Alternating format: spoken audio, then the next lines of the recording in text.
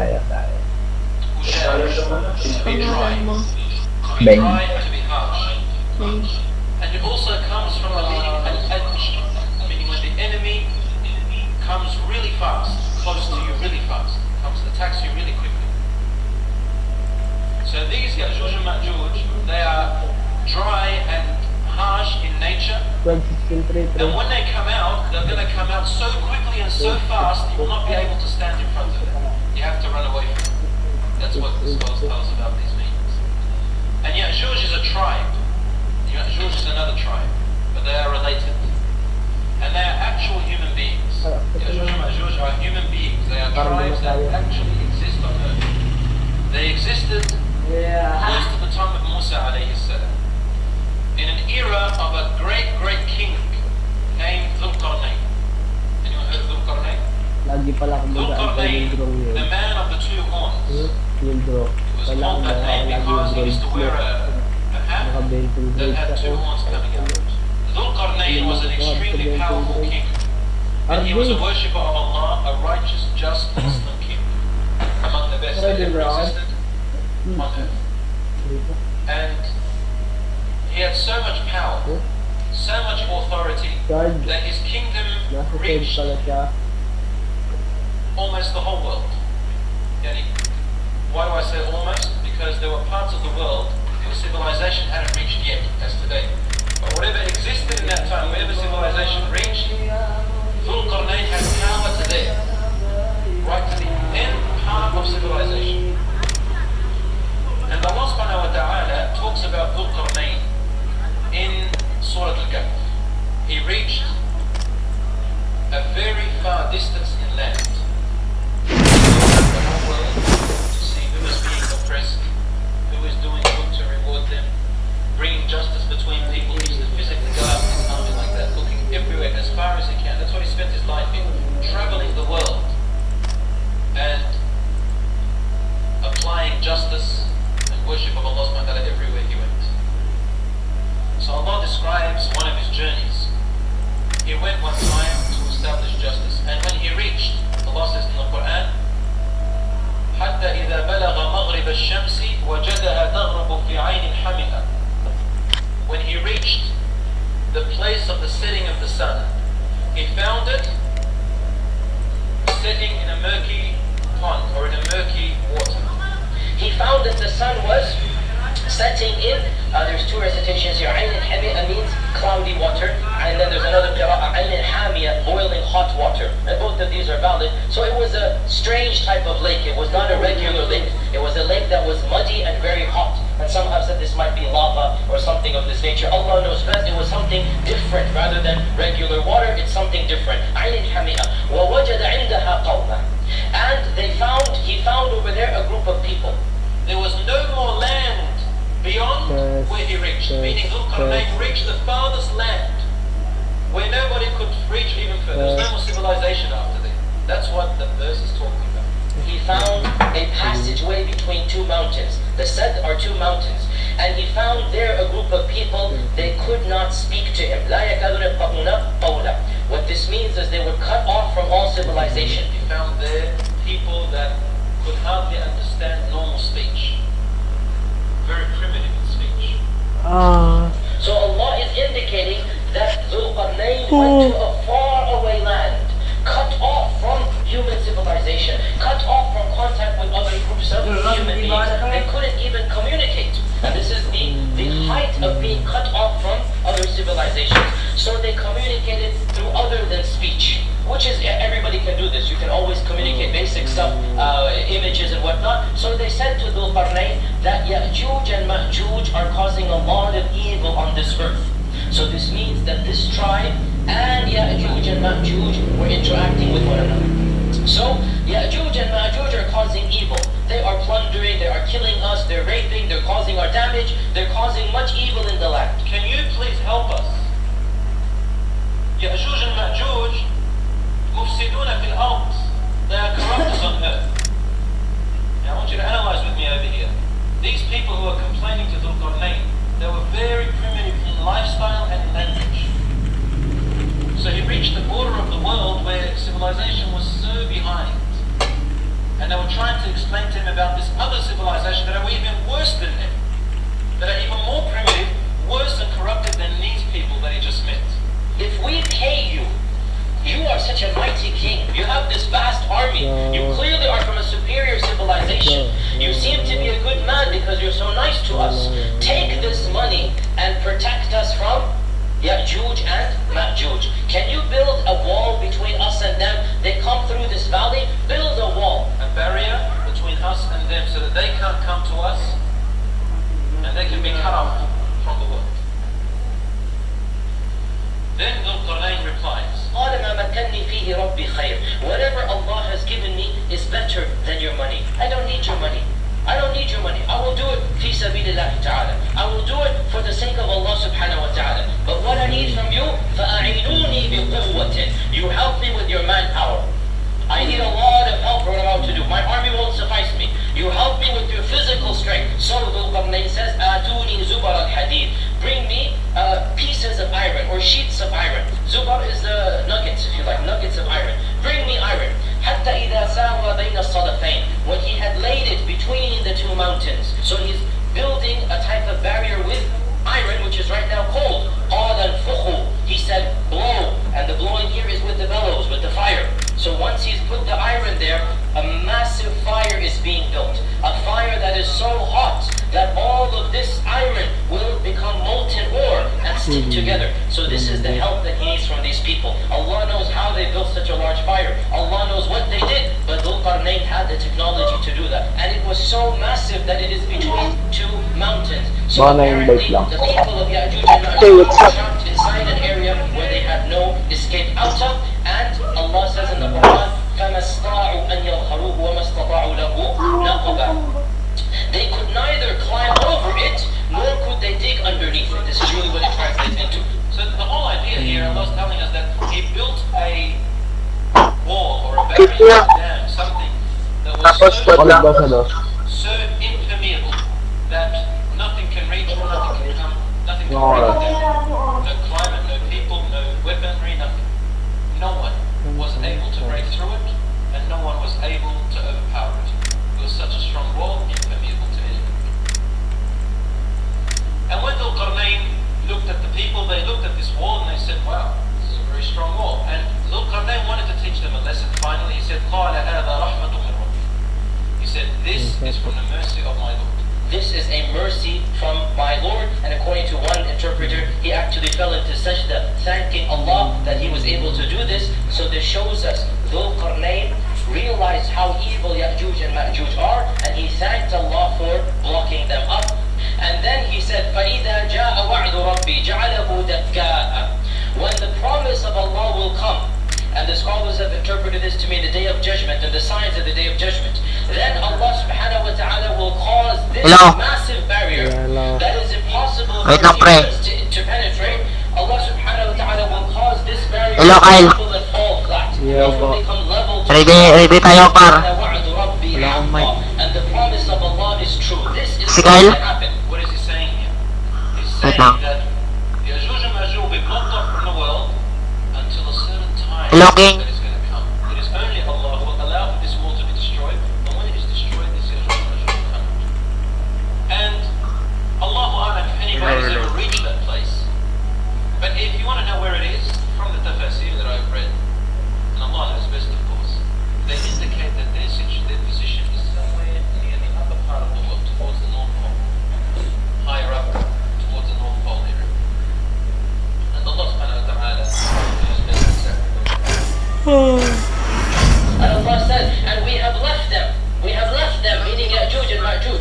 بَعْضَهُمْ يَوْمَئِذٍ يَمُوجُ فِي بَعْضٍ. It's as if Allah is saying there's a huge quantity of them, and they are swarming over one another, like waves on top of one another. Ya'juj and Ma'juj are swarming over one another. So, Ya'juj and Ma'juj are mentioned only twice in the Quran. This is the first time they are mentioned. And in this time, Allah subhanahu wa ta'ala mentions the origin. Where do Ya'juj and Ma'juj, or what was their story? Dhul-Qarnayn locked them up. Dhul-Qarnayn trapped them. And Allah says, we have left them in this trap. And they are so many in quantity, it's as if they're like wasps, like bees, like bugs, swarming over one another. But they are Cheater Joe? This will be Allah's law. Oy, cheater! إذا فتحت يأجوج ومأجوج. When we let go Oy, cheater! we will open up the door. Cheater ka, tumakbo! وهم من كل حدب ينسلون. Cheater ka, di ba? And they will be Ay, go. descending from every Huh? mountain top. So literally they're like wasps, like bees, like ants everywhere. And Oy, these are the cheater! only two references in the Quran to Ya'juj and Ma'juj. Oy, sorry, cheater! One afternoon, very concerned shop, and he said, لا إله إلا الله. أنا بشوف. ويل للعرب من شر قد اقترب. Woe to the Arabs. ويل للعرب من شر قد اقترب. Woe to Hello, the hello. Arabs from an evil that is Yung mga cheater, dapat mo ba na kayo? What is the matter, Ya Rasulullah? So Yung mga virus na makbo kanina, من ردم يأجوج ومأجوج. From the dam of mga handit kayo. that has opened up Babae pa naman. hole the size of this. Today, the wall of Ya'juj and Ma'juj has been opened as much as this. Okay. Sama lang. He made a ring with his fingers, and this much has been passed. Then Zainab said, Ya Rasulullah, أفنهلك وفينا الصالحون? He said, will we be destroyed among us? There are still righteous people. When he said Ya'juj and Ma'juj, it's basically saying that the end of the world has come very near. Allah's going to destroy the world.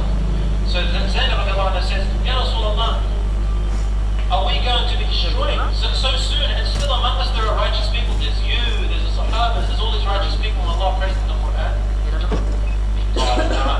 He said, actually yes, you can be destroyed while righteous people are among you. He said, is the righteous people will be destroyed among the non-righteous people if, on one condition, when indecency and immorality spreads too much. Too much of it, Allah will Wag, pre, wag, pre, wag. Wag. There are two definitions to this, or interpretations. Number one, either because the righteous people are not doing their job, or the corruption has exceeded so much that the righteous people cannot do anymore. So it's time to take them away. The test of the world is pointless. Oy, ba't ganun yung kababa, pre? Number 4. Well, the Ya'juj and Ma'juj are unable to get out of there. Number one, there are many reasons why. Number one, as we said before, they are a very primitive people. Their understanding of technology is not like ours. They don't know what's going on in the world right now. They don't have computers, they don't have airplanes, they don't have these weaponry we have. They have nothing. And they are between mountains. These mountains are covered with such bad climate that if they try to go up these mountains, they'll die. So they can't go around or on top of this wall. Some people said this wall is the Great Wall of China. No, it's not the Great Wall of China.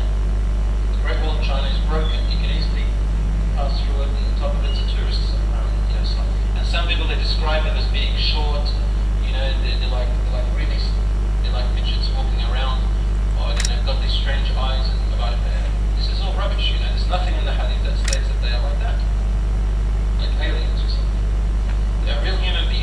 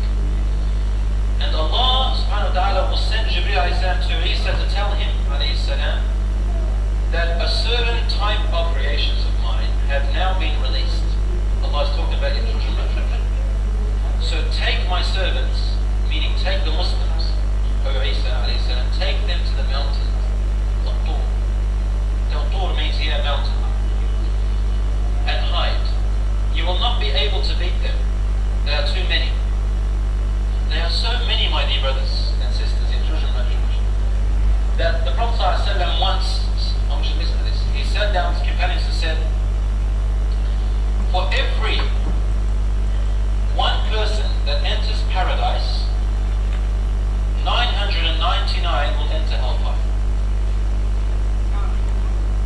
And that's frightening. It's like, do we have any chance? Every one person, 999 enters hellfire. So the Sahabas were concerned and they asked him, Ya Rasulullah, therefore none of us will enter paradise. Who's going to enter it? He said, don't worry.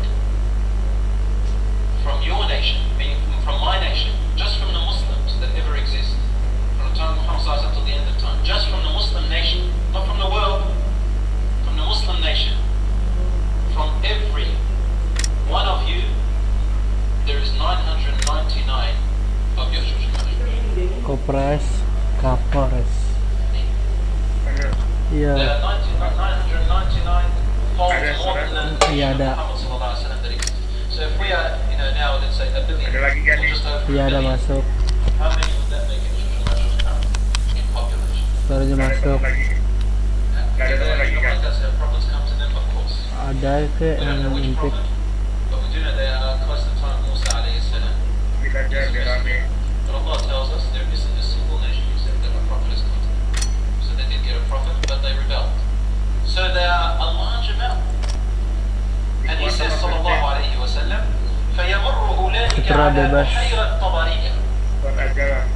They will pass by the ocean or the sea Ini of ada tim Tabariya. susah. It is close to Sham, to Syria. Ini ada tim susah. They will come past Buhayra Terus Tabariya. markis. It's bigger than a lake, smaller than a sea, huge area, probably a few kilometers in diameter. فَيَشْرَبُونَ مَا Apa فِيهَا. sih itu banyak? They will drink every bit of water that's in it. وَيَمُرُّ Ini ada. آخِرُهُمْ. And they're coming like group after group, yeah, because it's a large amount of it. So the first amount will drink it all. And then either in the same day or a few days later, the other group is still coming. And they'll come to the same buhaira, this little sea, and they won't find any water in it. They drank it all. لَقَدْ كَانَ بِهَذِهِ مَرَّةً مَا. They will say, we think that there was once upon a time water here. This is the case that there are phenomenally large population. When they come out, they will fight the people. Anyone in front of them, they'll kill them. So there will be non-Muslims that they'll be fighting. But anyone in front of them, they'll kill them. And Ya'juj and Ma'juj will conquer the world. They will cause fitna and fasad, and they will kill everyone until finally they will say, we have killed the inhabitants of the world. They don't know that Isa is hiding with his followers. We have killed the inhabitants of the world. Let us now kill the inhabitants of the skies, meaning the angels. And they will take their arrows and they will start shooting into the air. And Allah Azza wa Jal will cause their arrows to return with blood on them to give them the assumption that they have genuinely killed everyone. They think they killed all the people of earth. They turned their arrows to the sky and they killed all the people of the sky. They are now the kings of earth. أصحابه حتى يكون رأس الثور لأحدهم خيرا من 100 دينار لأحدكم اليوم. He said, Isa alayhi salam, the Prophet of Allah, and his companions, if we are there, because we ask Allah to make us among them, if we are there, will be his companions. Isa alayhi salam and his companions will be imprisoned. Imprisoned means they'll be restricted to the mountains, and we will have no way to get to food. A buffalo would be more valuable than 100 dinars of your time. Speaking to his companions, 100 dinars in those days was like saying something like 100,000. Kenapa? Like that. Apa? Ram, beli odol close up. Sini gue mainin dulu. Berapa? Udah lo gak usah sini gue aja. Turun.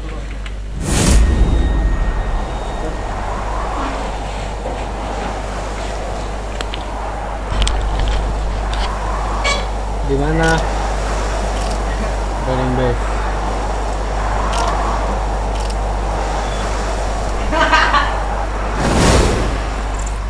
Ada 3 orang.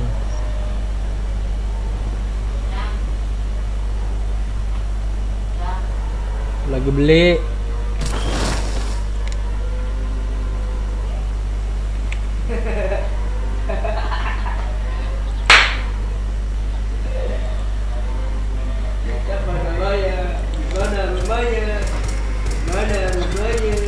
Serem datang sini anjir. Semua ada senjata.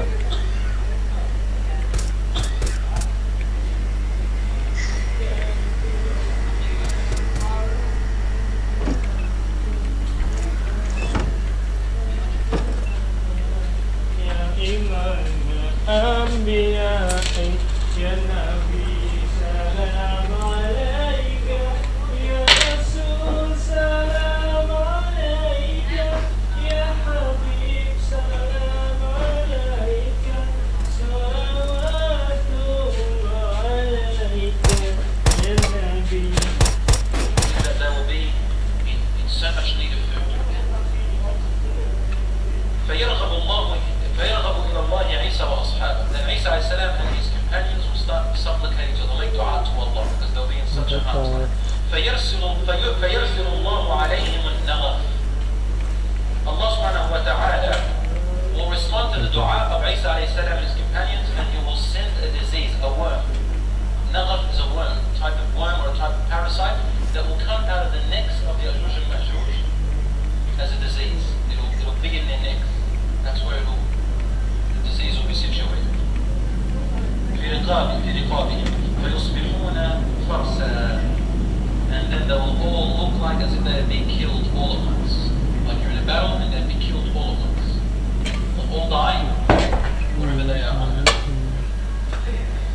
بنفس واحدة, as if one body has died, they all die at once. ثم يهبط بنبي الله عيسى وأصحابه إلى الأرض. Then Isa alayhi salam and his companions will be told to come down.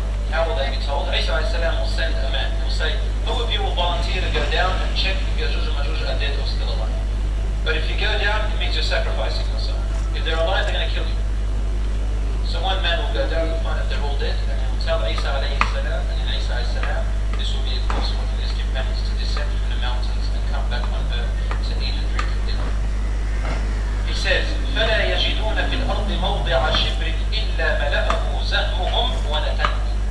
And they will then find a palm span of place on earth, except that you will find their carcasses, their dead bodies there, and their stench of smell very badly. Then Isa alayhi salam and his companions will ask Allah again to remove these people from there. So then Allah sends طَيْرًا كَأَعْنَاقِ الْبُخْتِ. He will send birds that have necks like the necks of vultures. فَتَحْمِلُهُمْ, it will carry their bodies.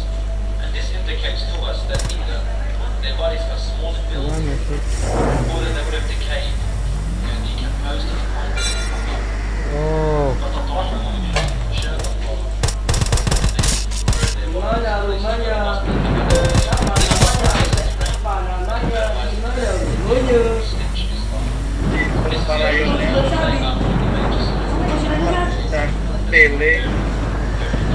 Jauh banget. Itu Parayon 21 bisa telekin. Ram, 2000 ram. Harus senjata. Nggak ada peluru habis. Nah itu depan lu itu tembak tuh mobilnya. Itu telekill tuh dia. Pelurunya habis. Peluru habis. Ada sebuah suku yang kasar, merusak dan Tabrak aja tabrak. mereka sering mengganggu dengan membunuh suku-suku lain. Mereka membuat onar dan sering menghancurkan suatu daerah. Maka suku-suku yang bertanggung melaporkan pada Raja Zulkarnain. Al-Quran menyebutkannya pada surat Al-Kahfi ayat 94. Mereka berkata, hai Zulkarnain, sesungguhnya Ya'juj dan Ma'juj itu orang-orang yang membuat kerusakan di muka bumi. Maka apakah kami memberikan sesuatu pembayaran kepadamu supaya kamu membuat titik antara kami dan mereka? Raja Zulkarnain dan bala tentaranya berdiri dan mengusir Ya'juj dan Ma'juj ke sebuah pegunungan, lalu menutupnya dengan tembok dan pintu besi yang kokoh. Dan atas kehendak Allah Subhanahu wa Ta'ala, bangsa ini tak akan bisa lolos dari kurungan Raja Zulkarnain. Hingga menjelang hari kiamat nanti, Allah akan mengeluarkan mereka dari kurungan dan akan merusak bumi kembali. Di manakah tempat kurungan yang kokoh bagi bangsa Ya'juj dan Ma'juj? Oh, mati semua. Para arkeolog menemukan titik besi yang tembok ini pada awal abad ke-15 Masehi di belakang sungai Chiken dalam ekspedisi Pake dan disebut sebagai Babul Hadid atau pintu besi di dekat Tabriz, Uzbekistan.